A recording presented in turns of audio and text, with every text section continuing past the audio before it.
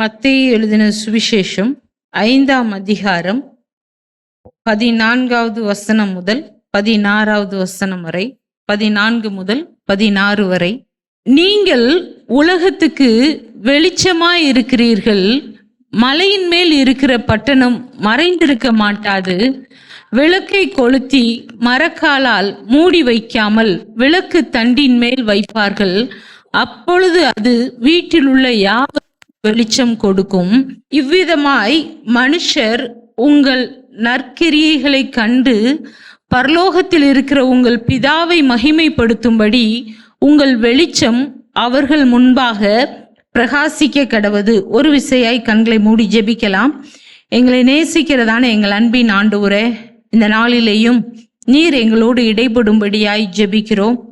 உம்முடைய சத்தத்தை எங்கள் மத்தியில் தொனிக்க பண்ணுங்க ஆண்டவரே. அப்பா, என்னை மறைத்து நீர் வெளிப்படுவீராக. எங்கள் ஒவ்வொருவருக்கும் பிரயோஜனமுள்ள வார்த்தைகளை தேவன் எங்களுக்கு தந்தருளும், ஆசீர்வதித்து வழி நடத்தும். இயேசுவின் மூலம் ஜெபங்களின் ஜீவன்ல நல்ல பிதாவே, ஆமேன் ஆமேன். இங்கே நீங்கள் உலகத்துக்கு வெளிச்சமா இருக்கிறீர்கள் என்று வசனம் சொல்லுகிறது. இன்னொரு மொழிபெயர்ப்புல உலகுக்கு ஒளி தரும் விளக்கு நீங்களே. இந்த உலகத்துக்கு ஒளி தரும் விளக்கு நீங்களே என்று வசனம் சொல்லுகிறது. அப்போ இந்த உலகத்துக்கு உங்களையும் என்னையும் ஆண்டவர் எப்படி வச்சிருக்கிறாரு? வெளிச்சமா வச்சிருக்கிறாரு. அந்த வெளிச்சம் அதுக்கு சொல்றாரு. எக்ஸாம்பிள் எப்படி என்ன சொல்றாருன்னா, மலையின் மேல இருக்கிற பட்டணம் மறைந்திருக்க மாட்டாது. அடுத்து சொல்றாரு, விளக்கை கொளுத்தி அதை மரக்காலால் மூடி வைக்காமல் என்ன செய்வாங்களாம்? விளக்கு தண்டின் மேல என்ன செய்வாங்க? வைப்பாங்க. அப்படி வைக்கும்போது என்ன உண்டாகும்? வீட்டில் உள்ள யாவருக்கும் அது என்ன கொடுக்கும்? வெளிச்சம் கொடுக்கும். அப்போ வீட்டில் உள்ளவங்க பயன்பெறுகிறதற்காக நம்ம அந்த விளக்கை எங்க வைக்கிறாங்க? விளக்கு தண்டின் மேல. இன்னைக்கும் நம்ம லைட்டு வைக்கிறோம். கீழே வைக்கிறோமா? உயரமா வைக்கிறோமா? உயரமா தான் வைக்கிறோம். ஏன்? அப்பதான் எல்லாருக்கும் என்ன செய்யும்? வெளிச்சம் கிடைக்கும் என்கிறதன் அடிப்படையில் நம்ம அப்படி செய்கிறோம். அதே மாதிரி தான் இங்கேயும் சொல்றாரு, அது வீட்டில் உள்ள யாவருக்கும் வெளிச்சம் கொடுக்கும். இவ்விதமாய் மனுஷர் உங்கள் நற்கிரியைகளை கண்டு பரலோகத்தில் இருக்கிற உங்கள் பிதாவை மகிமைப்படுத்தும்படி உங்கள் வெளிச்சம் அவர்கள் முன்பாக பிரகாசிக்க கடவது என்று ஆண்டவர் சொல்லுகிறார். இந்த வெளிச்சம் அப்படிங்கிறது நான் தியானிக்கும் பொழுது பார்த்தேன். ஆதியாகமம் 1ஆம் அதிகாரம் 3-5 வரைக்கும் பார்த்தீங்கன்னா அங்க சொல்லப்பட்டு இருக்கிறது. அங்க அதாவது பூமியில ஃபர்ஸ்ட் என்ன இருந்துச்சு? ஆழத்தின் மேல் இருள் இருந்தது. அப்பதான் அங்க தேவ ஆவியானவர் ஜலத்தின் மேல் அசைவாடி கொண்டிருந்தார். அதுக்கு அடுத்த வசனத்துல சொல்லப்பட்டு இருக்கிறது, தேவன் வெளிச்சம் உண்டாக கடவது என்றார். அது வெளிச்சம் உண்டாயிற்று. அதுக்கு அடுத்த வசனம் சொல்லப்பட்டு இருக்கிறது, வெளிச்சத்தை தேவன் நல்லது என்று கண்டார். வெளிச்சத்தையும் இருளையும் தேவன் வெவ்வேறாக பிரித்தார். இருள் இருக்கிற இடத்துல வெளிச்சம் வந்துடுச்சுன்னா அந்த இடத்துல என்ன இருக்காது? இருள் இருக்காது. அங்க எது மேற்கொள்ளும்? வெளிச்சம் என்ன செய்யும்? மேற்கொள்ளும். அப்போ அதுதான் ஆண்டவர் அது வெளிச்சம் நல்லது என்று கண்டார். அப்போ வெளிச்சம் ஒரு பயனுள்ள ஒரு காரியம், எல்லோருக்கும் பிரயோஜனமான ஒரு காரியம். அதுதான் அங்க சொல்லப்பட்டு இருக்கிறது. வசனம் சொல்லுகிறது, நீங்கள் உலகத்துக்கு வெளிச்சமா இருக்கிறீர்கள். அப்போ இந்த வெளிச்சம் எப்படி அப்படி என்று சொல்லி நான் ஒரு சில காரியங்களை தியானிக்கும் பொழுது எனக்கு ஞாபகத்துக்கு வந்த காரியங்களை நான் உங்களோடு பகிர்ந்து கொள்ள விரும்புகிறேன். யோவான் 8ஆம் அதிகாரம் 12வது வசனத்துல பாருங்க. யோவான் 8:12, மறுபடியும் இயேசு ஜனங்களை நோக்கி, நான் உலகத்திற்கு ஒளியா இருக்கிறேன். என்னை பின்பற்றுகிறவன் இருளிலே நடவாமல் ஜீவ ஒளியை அடைந்திருப்பான். அப்போ நான் ஒளியா இருக்கணும் அப்படின்னா எனக்கு ஒளி கட்டாயம் என்னது தேவை. இப்போ ஒரு லைட் இருக்குது அப்படின்னா அது ஆட்டோமேட்டிக்கா என்ன செய்யாது, எரியாது. அதுக்கு என்னது வேணும், கரண்ட் வேணும், அல்ல பேட்டரி இது வேணும், அல்ல சூரிய வெளிச்சத்துல அது இந்த சோலார் சிஸ்டம் வேணும். ஏதோ ஒரு பல்ப் எரியறதற்கு அங்க ஒரு மூலப்பொருள் என்ன செய்யப்படுகிறது, தேவைப்படுகிறது. இங்கே நாம உலகத்துக்கு வெளிச்சமா இருக்கணும்னா அந்த வெளிச்சம் எப்படி வருகிறது என்றா இங்கே வசனம் சொல்லுகிறது, நான் உலகத்திற்கு ஒளியாய் இருக்கிறேன், என்னை பின்பற்றுகிறவன் இருளிலே நடவாமல் ஜீவ ஒளியை அடைந்திருப்பான். இயேசு இந்த உலகத்திற்கு ஒளியாய் இருக்கிறார். இயேசுவை பின்பற்றுகிறவங்க இருளிலே அல்ல ஒளியிலே நடக்கிறவர்களா இருப்பார்கள். அல்லேலூயா. அப்பந்தான் நான் வெளிச்சத்தை கொடுக்க முடியும். நான் கிறிஸ்துவை என்ன செய்யணும், பின்பற்றணும். நான் ஆண்டவரை பின்பற்றும் பொழுதுதான் அவருடைய ஒளியை நான் கொடுக்க முடியும். யோவான் 1ஆம் அதிகாரம் 4வது வசனத்துல வசனம் இவ்விதமாய் சொல்லுகிறது, அவருக்குள் ஜீவன் இருந்தது, அந்த ஜீவன் மனுஷருக்கு ஒளியாய் இருந்தது. 5வது வசனம் சொல்லப்பட்டு இருக்கிறது, அந்த ஒளி இருளிலே பிரகாசிக்கிறது, இருளானது அதை பற்றி கொள்ளவில்லை. இருளானது ஒளியை மேற்கொள்ள முடியாது. ஹல்லேலூயா. வெளிச்சத்தை இருள் மேற்கொள்ள முடியாது. இந்த உலகத்துல உள்ள பாவம், சத்ருனுடைய போராட்டம், சோதனை எல்லாமே ஆண்டவரை என்ன செய்ய முடியாது, மேற்கொள்ள முடியாது. சத்துரு சோதிச்ச ஆண்டவரை, நீர் என்ன தாழ பணிந்து கொள்ளும், இந்த ராஜ்யத்தை எல்லாம் உமக்கு நான் என்ன செய்யறேன், காண்பித்து இதை நான் உமக்கு தாரேன். ஒவ்வொரு சோதனையா கொடுத்தான். ஆனா தேவன் அதை ஜெயித்தார். இயேசு ஜெயித்தார். சிலுவையில அவர் தோற்று போவார் என்று நினைத்தான். ஆனா இயேசு சிலுவையில ஜெயித்தார். அவர் 3ஆம் நாள் உயிரோடு எழுந்தார். சத்ருவின் தலை நசுக்கப்பட்டது. இருள் ஒளியை மேற்கொள்ள முடியாது. வெளிச்சம் எங்க கடந்து வருகிறதோ அங்கே இருக்கிற இருளின் கிரியைகள் கட்டாயம் அது அகன்று போகக்கூடியது. அது நிரந்தரமற்றது. இருள் நிரந்தரமானது கிடையாது. தேவன் ஒளியா இருக்கிறார். அவர் இருளிலே பிரகாசிக்கிறவராய் இருக்கிறார். இருளில் இருக்கிற ஜனங்கள் பெரிய வெளிச்சத்தை கண்டார்கள் என்று வசனம் சொல்லுகிறது. அதுக்கு அடுத்த வசனத்துல 9வது வசனத்துல வசனம் சொல்றது, உலகத்திலே எந்த மனுஷனையும் பிரகாசிப்பிக்கிற ஒளியே அந்த மெய்யான ஒளி. எல்லாரையும் எந்த மனுஷனையும் பிரகாசிப்பிக்கிற ஒளியே அந்த மெய்யான ஒளி. ரட்சிக்கப்படாத எல்லாருமே எங்கதான் இருக்கிறாங்க, இருளிலே இருக்கிறாங்க. அப்போ ரட்சிக்கப்பட்ட உங்கள்கிட்ட இருள் இல்லையா? இருள் இல்லையா? இருக்குதா? இருள் இருக்க கூடாது. ஆனா சில நேரங்கள்ல நம்மளையும் அறியாம நம்ம சில இருளின் கிரியைகளுக்கு நம்ம என்ன செஞ்சிடறோம், உட்பட்டுறோம். உலகம், பிசாசு, மாமிசத்தை இயேசு ஜெயித்தார். இருள் என்பது ஏதோ ஒரு அந்தகாரமான ஒரு சூழ்நிலை, அது இல்லைங்க. பாவமும் என்னதுதான், இருள். உலக ஆசை, உலக சிநேகம், இது எல்லாமே என்னதுதான், இருள். நான் தேவனுக்கு கொடுக்கக்கூடிய நேரத்தை அவரோடு ஐக்கியமா இல்லாம நான் மற்ற ஒரு காரியத்துக்கு கொடுக்கிறேனாலே அங்க நான் எதுக்கு உட்பட்டு இருக்கேன், இருளுக்கு உட்பட்டு கொண்டு இருக்கிறேன். இங்கே அவர்தான் மெய்யான ஒளி என்று வசனம் சொல்லுகிறது.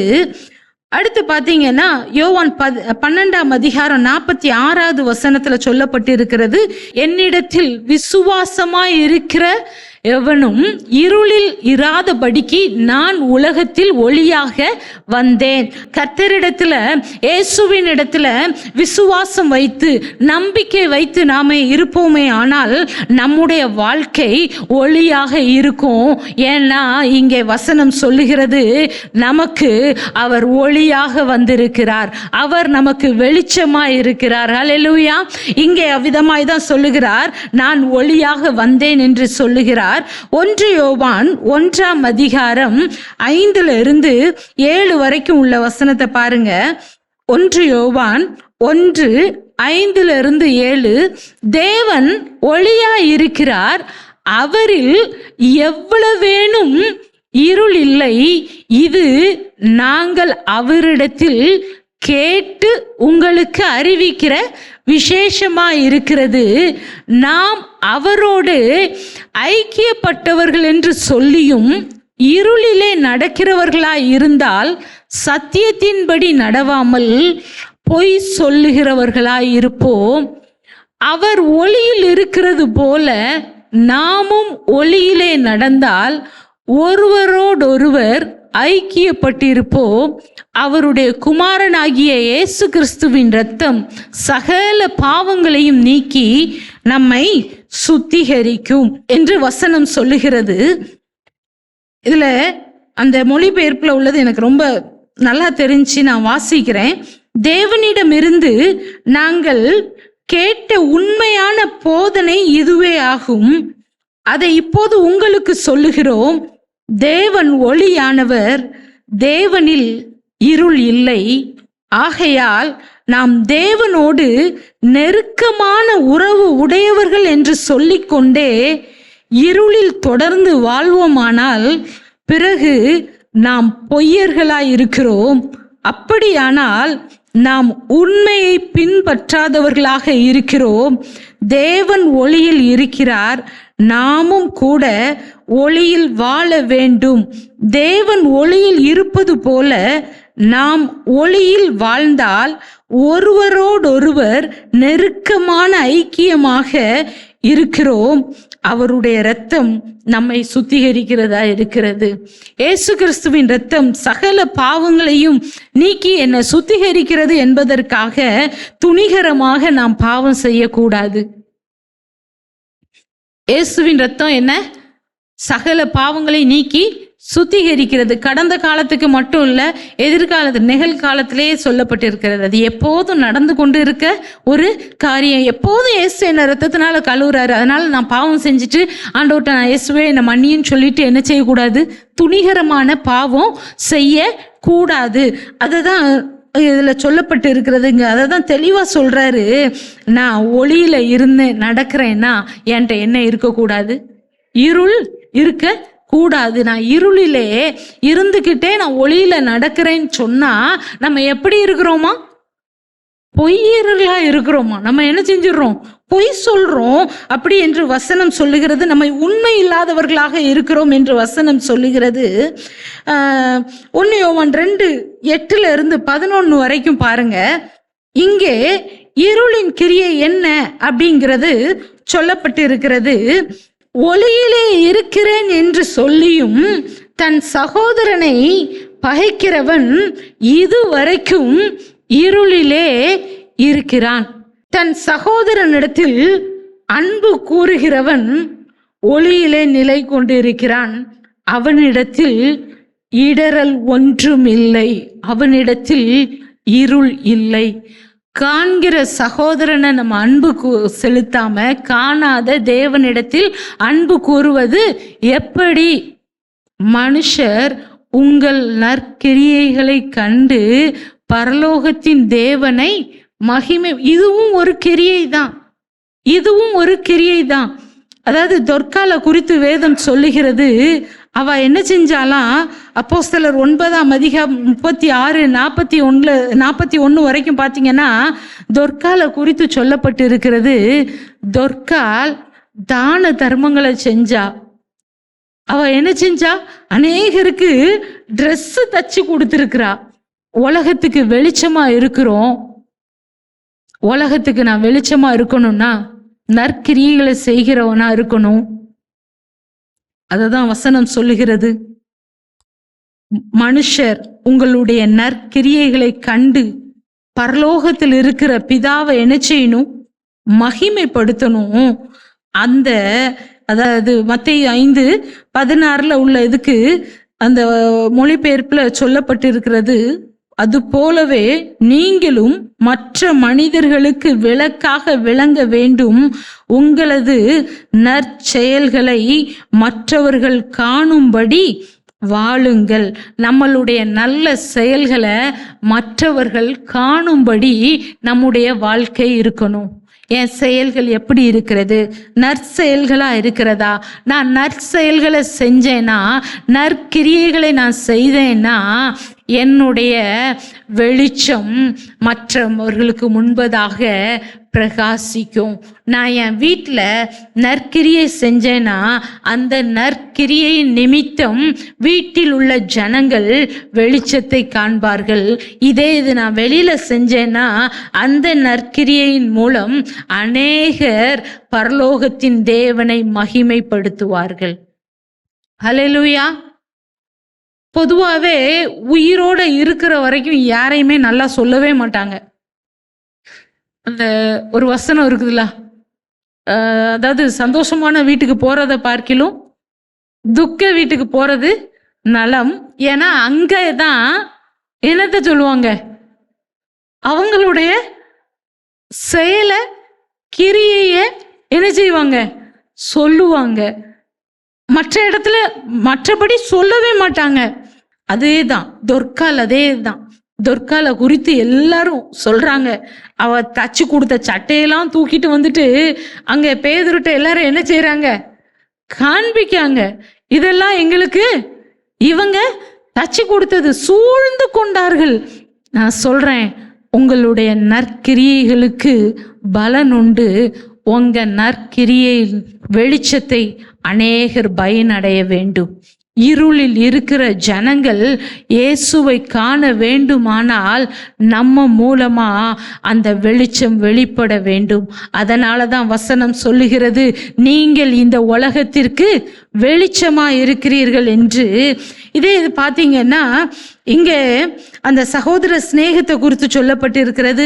அப்போ நான் காண்கிற சகோதரனிடத்துல அன்பு செலுத்தணும். எல்லா காரியத்தையும் இதுலையும் சொல்லப்பட்டு இருக்கிறது.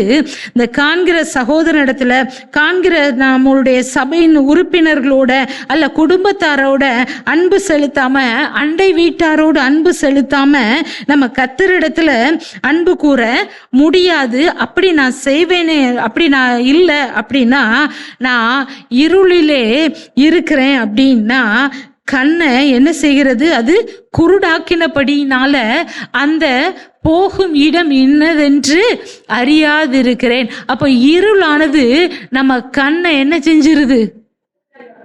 குருடாக்கிறது.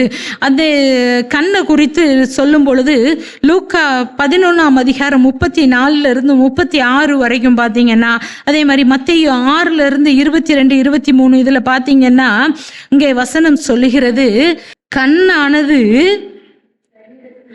சரீரத்தின் விளக்கா இருக்கிறது. இயேசு நமக்கு ஒளியா இருக்கிறாரு, வெளிச்சமா இருக்கிறாரு. ஆனா இங்கே வசனம் சொல்லுகிறது, கண்ணானது சரீரத்தின் விளக்கா இருக்கிறது.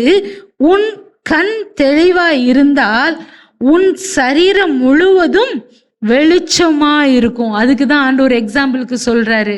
அப்போ எப்படி விளக்கு தண்டின் மேல அந்த விளக்க வைக்கிறாங்களோ அத மாதிரி சரீரத்துல நமக்கு கண்ணை எங்க வச்சிருக்கிறாரு? ஆண்டவர் மேல வச்சிருக்கிறாரு.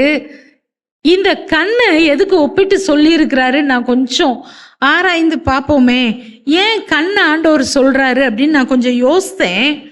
அப்போதான் ஒரு இதை நான் பார்த்தப்போ ஒரு சில வார்த்தைகள் எனக்கு டச்சிங்காக இருந்ததை நான் எடுத்து இதில் எழுதியிருக்கிறேன். இன்னும் நிறைய வார்த்தைகள் இருந்தது, ஆனால் நான் எல்லாவற்றையும் சொல்ல நேரம் காணாது, ஆகவே நான் சொல்ல விரும்பவில்லை. கண் என்பது ஒளியை உணர்வதற்கு உதவும் ஒரு உறுப்பு. கண் இல்லாம வெளிச்சத்தை பார்க்க முடியுமா? பார்க்க முடியாது. கண் தான் வெளிச்சத்தை காண செய்யக்கூடிய ஒரு உறுப்பா இருக்கிறது. அது வெளிப்புறத்தில் உள்ள பொருள்களின் அமைப்பு, நிறம், ஒளித்தன்மை மற்றும் இயக்கம் ஆகியவற்றை பார்வையாக நமக்கு என்ன செய்கிறது? வெளிப்படுத்துகிறது.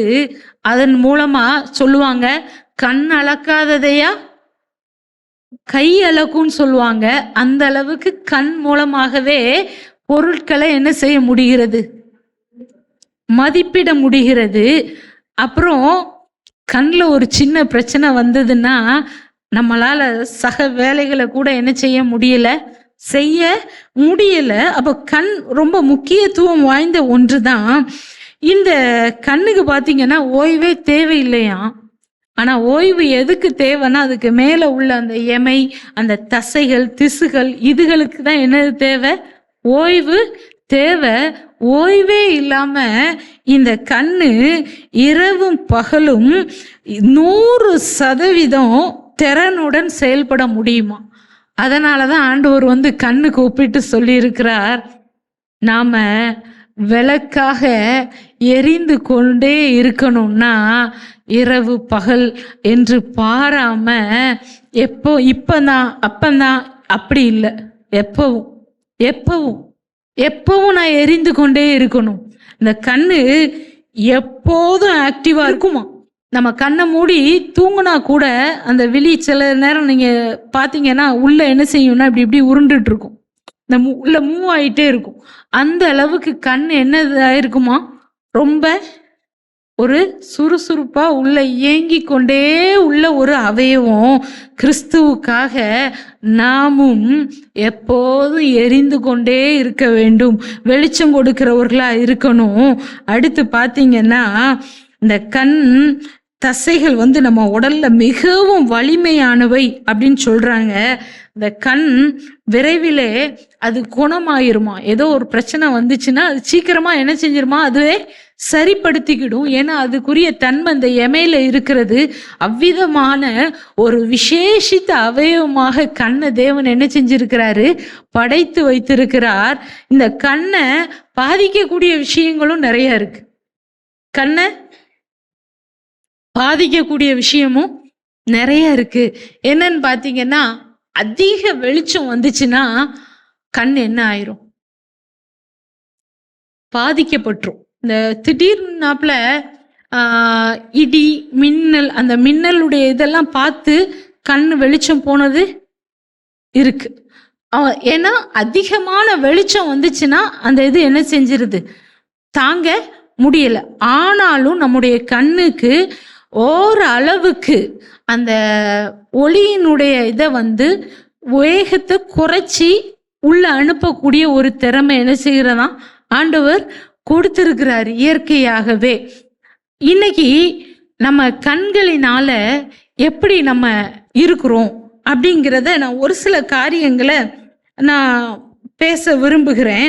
நம்முடைய கண் ஒளியை கொடுக்கக்கூடியதா இருக்கணும். நம்முடைய கண் சரீரத்தின் விளக்கா இருக்கிறது. அப்போ இந்த விளக்கு எப்படி எரிகிறது?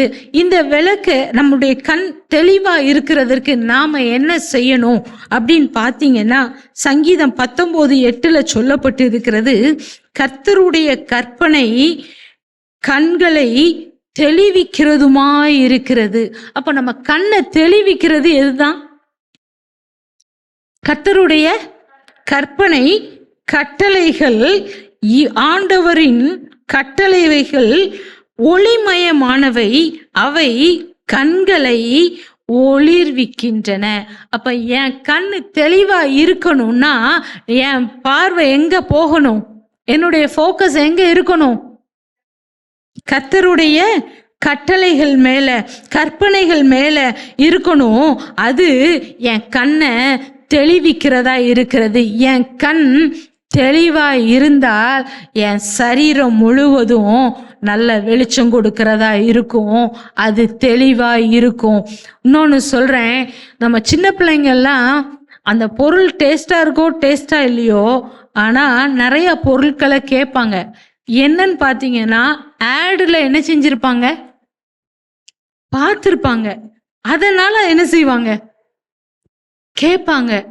அப்போ அந்த பார்க்கிறது நிமித்தம் அது நம்ம சரீரத்துல எவ்வளவாக என்ன செஞ்சிருது, உள்ள போய் அது நம்மளை கெடுத்து போடுகிறது.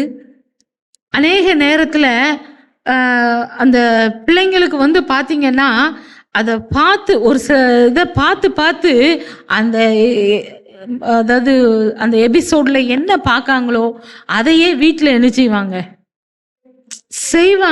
ஏன்னா அவங்க எதை அதிகமா பார்க்கிறாங்களோ மூளைக்கு அடுத்தபடியா அதிக சிக்கல் நிறைந்தது கண்ணா. மூளைக்கு அடுத்தபடியா அதிக சிக்கல்கள் நிறைந்தது கண்.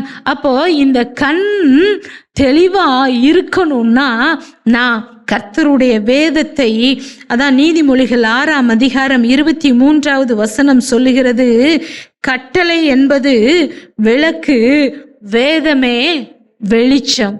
கட்டளை என்பது விளக்கு, வேதமே வெளிச்சம். அப்போ இந்த வேதத்தை நான் தியானிச்சேன்னா, இந்த வேதத்தின் மேல நான் ஆர்வமா இருந்தேன்னா, அதான் சங்கீதம் 119:18 சொல்லப்பட்டு இருக்கிறது, உமது வேதத்தில் உள்ள அதிசயங்களை நான் பார்க்கும்படி என் கண்களை திறந்தருளும் அப்படின்னு சொல்றாரு. அப்போ வேதத்தில் உள்ள அதிசயங்களை நம்ம பார்க்கும்படிக்கு நம்முடைய கண்களை தேவன் திறந்தருளும். கர்த்தரை அறிகிற அறிவுல நம்ம இருக்கும்படிக்கு நம்ம கண்களை தேவன் என்ன செய்யணும், திறந்தருளும்படியா ஜெபிக்கணும். அதனாலதான் சங்கீதக்காரனாகிய தாவீது சொல்றாரு, சங்கீதம் 25:15 என்ன சொல்றாருன்னா, என் கண்கள் எப்போதும் ஆண்டவரை நோக்கி இருக்கின்றன. என் கண் தெளிவா இருக்கணும்னா, என் வாழ்க்கை விளக்கு வெளிச்சம் உள்ளதா இருக்கணும்னா, என் கண் எப்பொழுதும் கர்த்தரை நோக்கி கொண்டிருக்க வேண்டும். ஹல்லேலூயா. இங்கே அதை தான் சொல்றாரு, என் கண் எப்போதும் ஆண்டவரை நோக்கி இருக்கின்றன. அடுத்து சொல்றாரு சங்கீதம் 123:2, அதாவது வேலைக்காரரின் கண்கள் தங்கள் எஜமான்களின் கரங்களை நோக்கி இருக்குமா போல என் கண்ணு யாரை நோக்கி பார்க்கு, கர்த்தரை நோக்கி பார்க்கு. எனக்கு ஒத்தாசை வரும் பர்வதங்களுக்கு நேராக என் கண்களை ஏறெடுக்கிறேன். வானத்தையும் பூமியும் உண்டாக்கின கர்த்தரிடத்தில் இருந்து எனக்கு ஒத்தாசை வரும். அப்போ என் கண்ணு யாரை நோக்கி பார்க்கணும், கர்த்தரை நோக்கி பார்க்கணும். அதனாலதான் சங்கீதக்காரனாகிய தாவீது சொல்றாரு 18:28, தேவரீர் என் விளக்கை ஏற்றுவீர், என் தேவனாகிய கர்த்தர் என் இருளை வெளிச்சமாக்குவார். ஹல்லேலூயா. நம்மளுடைய இருளை வெளிச்சமாக்குகிறது கர்த்தர் தான். அப்படி இருளை நீக்கணும், என் விளக்கு எரிந்து கொண்டே இருக்கணும்னா நான் கர்த்தரை பின்பற்றணும். என்னுடைய கண் கர்த்தரை நோக்கி பார்க்கிறதா இருக்கணும், அவருடைய வேதத்தை தியானிக்கிறதா இருக்கணும், அவருடைய கட்டளைகளின்படி நான் நடக்கிறவளா இருக்கணும். அப்போ என் வாழ்க்கை அது அநேகருக்கு வெளிச்சத்தை கொடுக்கக்கூடியதாய் எரிந்து பிரகாசிக்கிற விளக்காய். யோவான் ஸ்நானகனை குறித்து சொல்லப்பட்டிருக்கிறது, அவன் எரிந்து பிரகாசிக்கிற விளக்காய் இருந்தான். அந்த வெளிச்சத்துல களி கூறும்படி சிலர் என்ன செஞ்சாங்க, மனதாய் இருந்தார்கள் என்று வேதம் சொல்லுகிறது. நம்ம வெளிச்சத்துல களி கூறும்படி எத்தனை பேர் மனதா இருக்கிறாங்க? நம்மளை பார்த்தோன்னே ஐயோ இவங்கள்ட்ட பேசவே கூடாது அப்படின்னு கண்ணை தலையை கீழே போட்டு ஒளிஞ்சு போகிறவங்களா இருக்காங்களா? அல்ல நம்மளை பார்த்தாலே அந்த வேற பக்கமா திரும்பி போயிடக்கூடாது. ஏன்னா நம்மளுடைய வெளிச்சத்துல களி கூறும்படி மனதா இருக்க வேண்டும். வீட்டாருக்கு என் வெளிச்சம் இருக்கணும். ஐயோ அப்பா அவங்க வாயை திறந்தாலேங்கிற மாதிரி இருக்கக்கூடாது, அவங்க வந்துட்டாங்களான்னு பயப்படுற மாதிரி இருக்கக்கூடாது, ஏதோ பாம்பை கண்டா படையே நடுங்கிற மாதிரி நம்ம ஒரு இடத்துக்கு போன உடனே நம்மளை கண்டு எல்லாரும் பயந்து ஓடுற மாதிரி இருக்கக்கூடாது. என்னுடைய வெளிச்சத்துல அநேகர் களி கூற மனதாய் இருக்க வேண்டும். யோவானுடைய வாழ்க்கை அவ்விதமாய்தான் இருந்தது. அடுத்து பார்த்தீங்கன்னா நீதிமொழிகள் 4ஆம் அதிகாரம் 18வது வசனத்துல சொல்லப்பட்டிருக்கிறது, நீதிமான்களுடைய பாதை நடுப்பகல் வரைக்கும் அதிகமாய் பிரகாசிக்கிற சூரிய பிரகாசம் போல இருக்கும். நீதிமான்கள்னா யாரு? இயேசுவின் இரத்தத்தினால கழுவப்பட்டவங்க. அவங்க நம்ம சொல்றோம். இன்னொரு மொழிபெயர்ப்புல சொல்லப்பட்டிருக்கிறது, நேர்மையாளரின் பாதை வைகரை ஒளி போன்றது, அது மேன்மேலும் பெருகி நண்பகலாகின்றது. ஏதோ இப்போ வெளிச்சமா இருக்கு, அப்புறம் கொஞ்சம் இறங்கிடுச்சு, அப்படி அல்ல. என் வெளிச்சம் நாளுக்கு நாள் அதிகமாய் பிரகாசிக்கிற இந்த நண்பகல் வெளிச்சம் போல இருக்கணும். ஹல்லேலூயா. நண்பகல் வெளிச்சங்கிறது அது பயங்கரமா ஒளி வீசக்கூடிய ஒன்று. அப்படி கீழே இறங்கிட்டே போகக்கூடாது.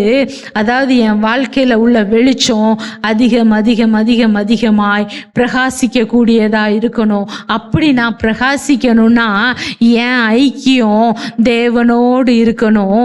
தேவனோடு இருக்கும்போது தான் என் வாழ்க்கை அதிகமாய் பிரகாசிக்கிற சூரிய வெளிச்சம் போல இருக்கும்.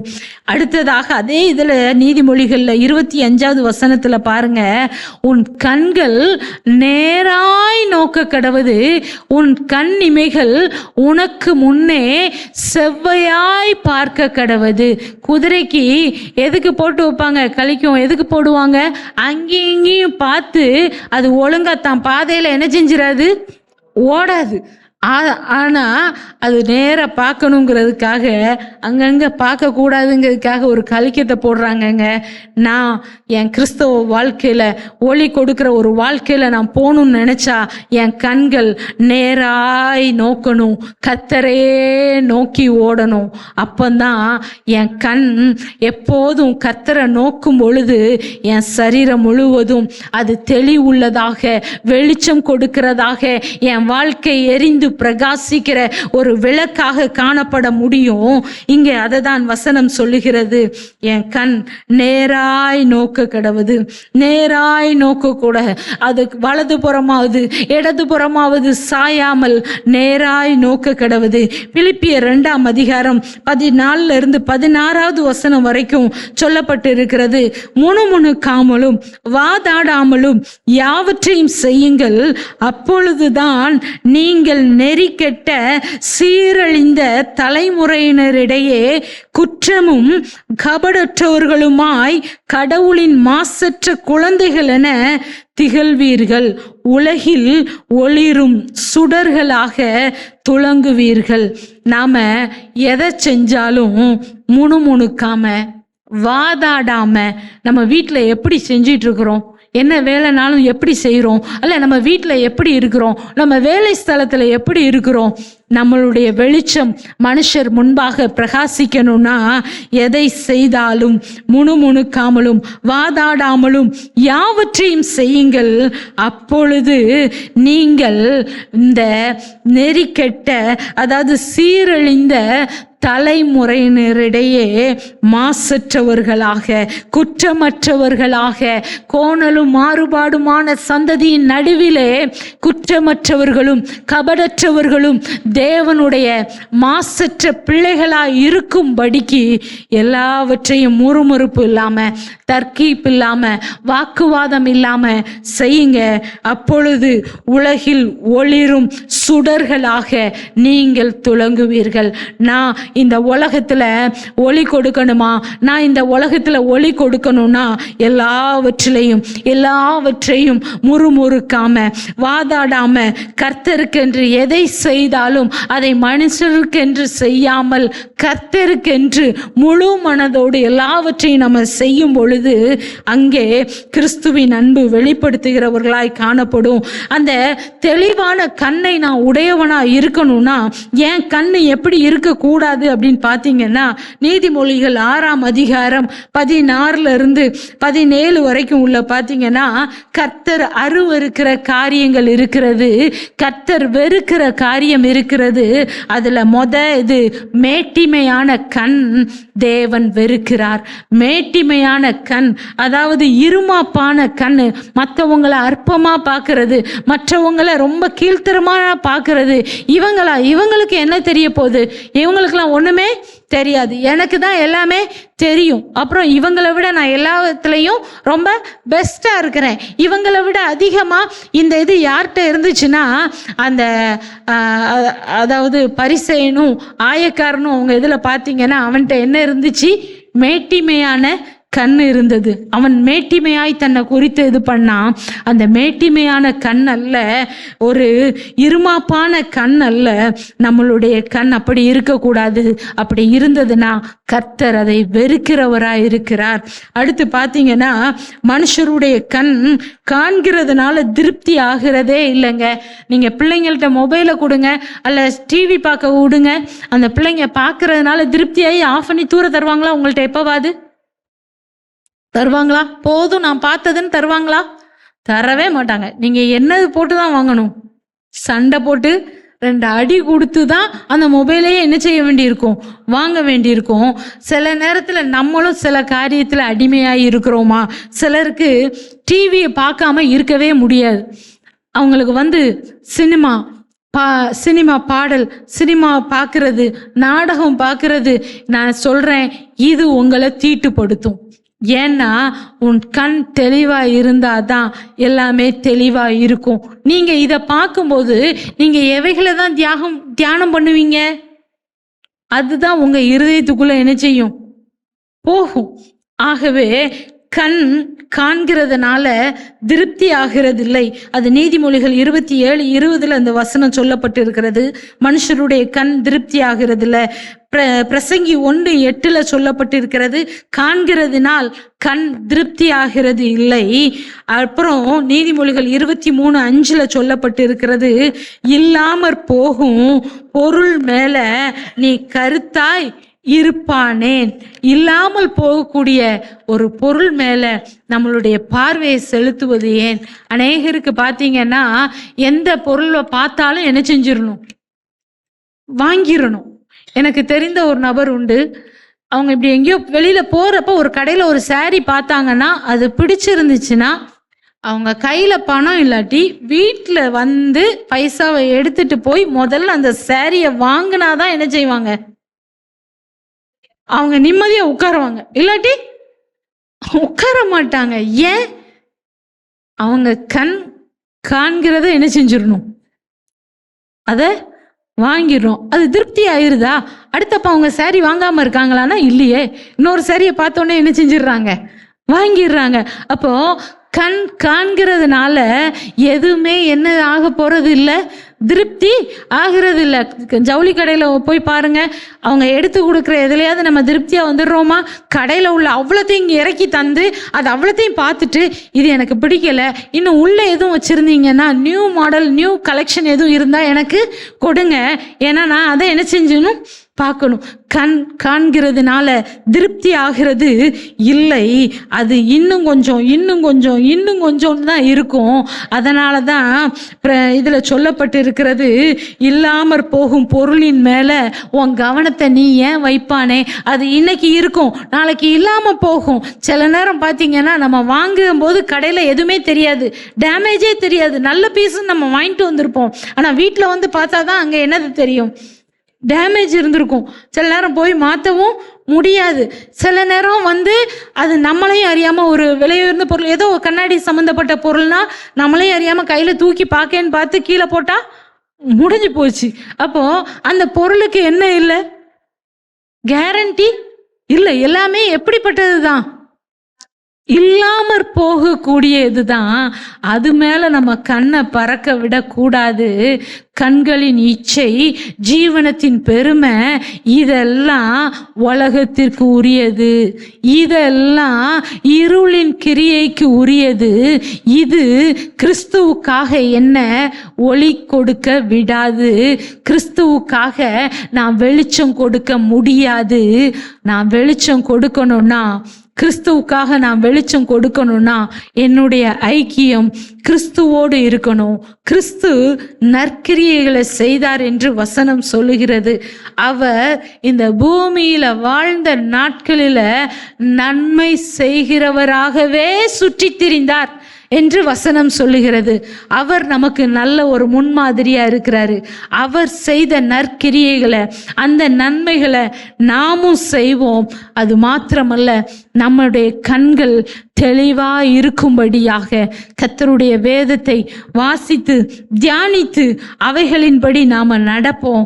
அப்போ நம்ம கர்த்தருக்கென்று எழும்பி பிரகாசிக்க முடியும். நான் ஒரு எக்ஸாம்பிளா சவுலை கூட சொல்லலாம். சவுலை பார்த்தீங்கன்னா, அவர் அந்த ஒளி சந்தித்ததுக்கு அப்புறம் அந்த ஒளிக்காக அவர் சாட்சியுள்ள ஒரு வாழ்க்கை வாழ்ந்து கொண்டிருந்தார். அநேகருடைய கண்களை திறக்கும்படியாக தேவன் அவரை எடுத்து பயன்படுத்தினார். அந்த ஒளியை அவர் தொடர்ந்து பிரசங்கித்து கொண்டே இருந்தார். ஆனா முன்பு செய்ததை அவர் செய்யல. அவருடைய வாழ்க்கையில மாற்றம் வந்துச்சு. எனக்குள்ள வெளிச்சம் வந்துருச்சுன்னா இருள் இருக்க கூடாது. அப்படி இருள் இருக்குன்னா நம்ம ஜெபிப்போம், ஆண்டவரே இருளின் அதிகாரத்தை மாற்ற உம்மால தான் முடியும். இருள் வெளிச்சத்தை மேற்கொள்ள முடியாது, வெளிச்சம் இருளை மேற்கொள்ளும் என்று வசனம் சொல்லுகிறது. அப்படிப்பட்ட ஒரு ஜெயமுள்ள வாழ்க்கை வாழ எனக்கு உதவி செய்யுங்க என்று தேவனுடைய சமூகத்துல ஒப்பு கொடுத்து ஜெபிப்போமா? முழங்கால் படியிடுவோம், ஜெபிப்போம். அப்பா, என் கண் தெளிவா இருக்கணும் ஆண்டவரே, என் கண் தெளிவா இருக்கணும்ப்பா. அழிந்து போகிற பொருளையே பார்த்து நான் உம்மை விட்டு விடக்கூடாதப்பா. உம்முடைய கட்டளைகளை, உம்முடைய கற்பனைகளை நான் தியானிக்கணும். அவைகளை என் இருதயத்துல பதிக்கணும்ப்பா. என் கண்களை விட்டு அது விலக கூடாது ஆண்டவரே, அது பிரிய கூடாதப்பா. நீர் பிதாவோடு நெருக்கமா இருந்தது போல நாங்களும் உம்மோடு ஐக்கியப்பட்டு இருக்கணும்ப்பா. உம்முடைய ஒளியில நாங்க நடக்கணும் ஆண்டவரே. காண்கிற சகோதரனை, காண்கிற சகோதரியை நான் அன்பு கூறாம காணாத தேவனிடத்துல நான் எப்படி அன்பு கூற முடியும் தகப்பனே? அப்பா, என் வெளிச்சம் மனுஷர் முன்பாக பிரகாசிக்கணுமே. எங்க வீட்டில் உள்ளவர்களுக்கு நான் வெளிச்சம் கொடுக்கிறவனா இருக்கணும்ப்பா. என் வீட்டில் உள்ளவங்களுக்கு நான் வெளிச்சம் கொடுக்கிறவனா இருக்கணும் ஆண்டவரே. என் வீட்டுல என் நிமித்தம் அநேகர் சந்தோஷப்பட்டு களி கூறணும். அப்படிப்பட்ட பாக்கியம் எனக்கு வேணும் ஆண்டவரே. என் நிமித்தம் நம்மளே ஆராய்ந்து பார்ப்போம். என் நிமித்தம் என் குடும்பத்தாருக்கு எவ்விதத்துல நான் வெளிச்சம் கொடுக்கிறேன், நான் எவ்விதத்துல வெளிச்சம் கொடுத்துட்டு இருக்கிறேன், என் சபைக்கு நான் எவ்விதம் வெளிச்சம் கொடுக்கிறேன், இந்த தேசத்துல நான் எவ்விதமாய் வெளிச்சமாய் இருக்கிறேன். இன்னும் நான் எரிந்து பிரகாசிக்கிற விளக்கா இருக்கணும் ஆண்டவரே. சவுலை போல ஆண்டவரே, அவன் பவுலாய் மாறி அநேகரை உம்மண்டை நீதிக்குட்படுத்துகிறவனாக இருந்தாரே. அப்படிப்பட்ட ஒரு வாழ்க்கை வாழணும் ஆண்டவரே. யோவான் ஸ்நானகனை போல, தொற்கால போல என் வாழ்க்கை காணப்பட எனக்கு உதவி செய்யுங்கப்பா. எனக்கு உதவி செய்யுங்க ஆண்டவரே. என்னுள்ள வெளிச்சம் இருளாகாத படிக்கு எச்சரிக்கையாக இருக்கணுமே. வசனம் சொல்லுகிறது, உன்னில் உள்ள வெளிச்சம் இருளாகாத படிக்கு எச்சரிக்கையாயிரு என்று. ஜாக்கிரதையாய் இருக்க உதவி செய்யுங்கப்பா, உதவி செய்யுங்க ஆண்டவரே. ஹல்லேலூயா, தேங்க்யூ லார்ட். உமக்கு நன்றி. எங்களை நேசிக்கிறதானே எங்கள் அன்பின் ஆண்டவரே, இந்த நாளிலேயும் தகப்பனே நீங்க எங்களுக்கு உதவி செய்யுங்கப்பா. நாங்க நற்கிரியைகளை செய்கிறவர்களா இருக்கணும். எங்களுடைய வாழ்க்கை அநேகருக்கு பிரயோஜனம் உள்ளதா இருக்கணும். நாங்க முறுமுறுப்பு இல்லாம வாதாடாம காணப்பட உதவி செய்யுங்க. என் ஜீவியம் குற்றமற்றதாய் கபடற்றதாய் காணப்பட எனக்கு நீங்க உதவி செய்யுங்கப்பா. இங்க வந்திருக்கிற ஒவ்வொருவருக்கும் நீர் உதவி செய்வீராக ஆண்டவரே. என் கண் தெளிவாய் இருக்கணும்ப்பா. என் கண் உண்மையே நோக்கி இருக்கணும் ஆண்டவரே. உம்முடைய வேதத்தை தியானிக்க எனக்கு உதவி செய்யுங்கப்பா. அப்படிப்பட்ட பாக்கியத்தை எங்களுக்கு தாங்க, ஆசீர்வதித்து வழி நடத்தும். இயேசுவின் மூல ஜெபங்களின் ஜீவன்ல நல்ல பிதாவே, ஆமென், ஆமென்.